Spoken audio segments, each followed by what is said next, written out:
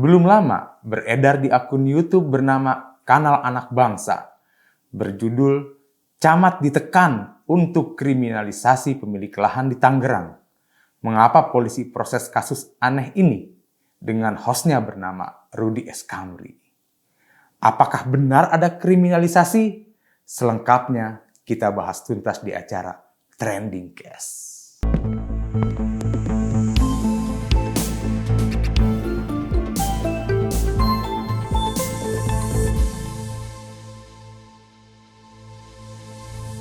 Kami dari KPMH, Komite Pemberantasan Mafia Hukum, mencoba menelisik kasus ini berdasarkan analisa yuridis. Kasus ini bermula, ada seorang pengusaha money changer, travel service, dan money remittance bernama Kim Anton alias Bong Tiang Kim, yang juga memiliki usaha restoran dan tempat wisata bernama Padi-Padi, diduga belum dilengkapi izin IMB, izin lingkungan, izin lokasi, UPL atau UKL, andalin dan izin pariwisata. Usaha restoran harus dilengkapi izin sesuai Perda dan Pergub di wilayahnya. Jika usaha restoran tidak memiliki izin usaha, patut kita duga sebagai usaha ilegal. Penindakan berupa pembongkaran dan penutupan bangunan usaha yang dilakukan Satuan Terantib atau Satpol PP karena belum memiliki atau belum dilengkapi izin adalah sebagai bentuk penegakan hukum. Dijelaskan dalam Perda Kabupaten Tangerang nomor 3 tahun 2018 tentang penertiban IMB pasal 23 bahwa bangunan yang sudah terbangun dan tidak memiliki IMB memiliki kewajiban mengajukan IMB pemutihan atau perintah pembongkaran. Jadi, pemasangan pelang pembatas atau portal yang dilakukan Satuan Terantib atau Satpol PP adalah sebagai upaya preventif dari Pemda setempat untuk membatasi kegiatan usaha yang bangunannya belum berizin sebelum dilakukan pembongkaran. Dalam kasus ini, Camat Paku Haji yang ketika itu sedang melakukan moratorium di wilayahnya, telah menemukan setidaknya ada 4 usaha yang tidak berizin. Salah satunya adalah restoran dan tempat wisata Padi-Padi. Camat Paku Haji sebagai aparatur negara telah menjalankan tugas dan tanggung jawabnya sesuai aturan terhadap usaha-usaha yang izinnya bermasalah.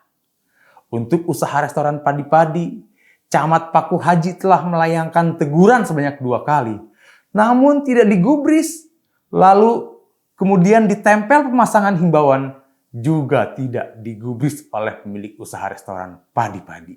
Alhasil, karena pemilik usaha Padi-Padi tidak tunduk dan tidak patuh pada aturan Perda dan Pergub, pihak Pemda melakukan tindakan tegas dan terukur, yakni menutup sementara dan memasang pelang pembatas atau portal di atas tanah milik Pemda.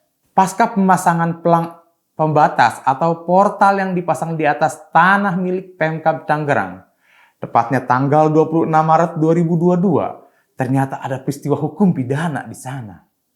Pelang pembatas atau portal dibongkar dan dirusak oleh orang yang diduga suruhan dari PT Padi-Padi. Peristiwa pidana ini sudah dilaporkan ke Polres Tangerang Kota. Pihak Polres sudah sangat profesional menangani kasus pengerusakan barang ini. Saksi-saksi sudah diperiksa semuanya.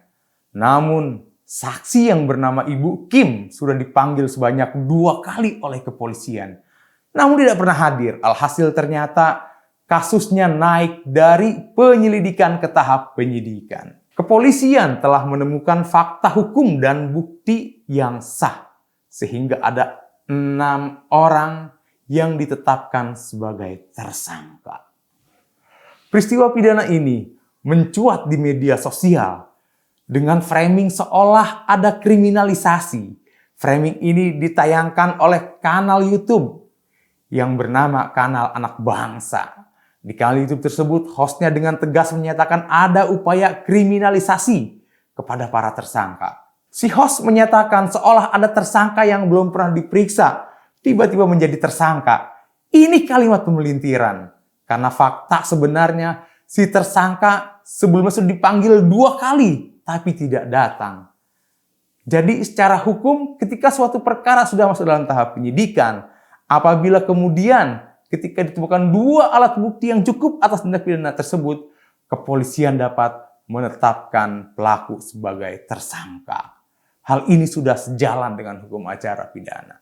Kami menduga keras ada aktor yang bermain untuk menjalankan bisnis gelap di restoran dan wisata padi-padi. Si aktor sedang melakukan penggiringan opini sesat tanpa dasar bukti, menuduh ada kriminalisasi, menciptakan seolah ada salah satu tersangka yang berprofesi petani, padahal dia bekerja dan ada bosnya di situ. Lalu ada tersangka lain yang mengaku seolah sebagai korban, warga biasa, padahal dia adalah seorang pengusaha. Framing sedang dimainkan oleh si aktor ini sangat luar biasa kejam. Dia memprovokasi masyarakat melalui media sosial. Dia membuat tuduhan yang diduga fitnah bahwa proses hukum di Polres Tangerang Kota itu di bawah pengaruh tekanan. Padahal si aktor yang nyatanya mengintervensi kasus hukum di Polres Tangerang Kota melalui sosial media YouTube. Aktor ini harus segera ditangkap. KPMH mendukung kepolisian resort Kota Tangerang serta Polri untuk tegak lurus dalam penegakan kasus hukum ini. Kami akan mengawal serta memonitor kasus ini sampai ke pengadilan.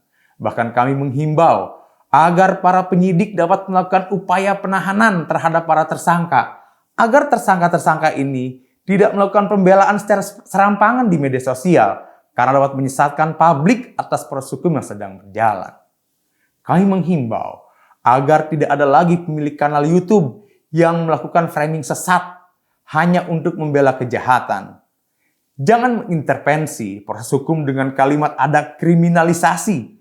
Karena jika framing kriminalisasi tersebut tidak dapat dibuktikan, maka pelakunya baik yang diwawancara maupun hostnya ataupun pemilik kanal YouTube yang menyebarkan informasi bohong yang dapat menciptakan kegaduhan dapat dikenakan sanksi pidana dugaan penyebaran berita bohong yang diancam pidananya maksimal 10 tahun sebagaimana pasal 14 dan 15 Undang-Undang Nomor 1 Tahun 1946 tentang peraturan hukum pidana. Delik penyebaran berita bohong bukan delik aduan, tapi dia adalah delik umum. Artinya tanpa ada warga negara yang melaporkan, seorang yang diduga menyebarkan berita bohong bisa langsung diproses hukum oleh kepolisian. Ingat, sosial media seperti mata pisau. Jika dipergunakan untuk menyampaikan informasi yang benar, maka akan baik hasilnya. Namun jika dipergunakan untuk menyampaikan informasi sesat, informasi bohong, atau informasi yang belum tentu benar, maka kalian akan berhadapan dengan hukum. Sekian di acara Trending Case hari ini. Kita akan bertemu lagi di acara Trending Case berikutnya.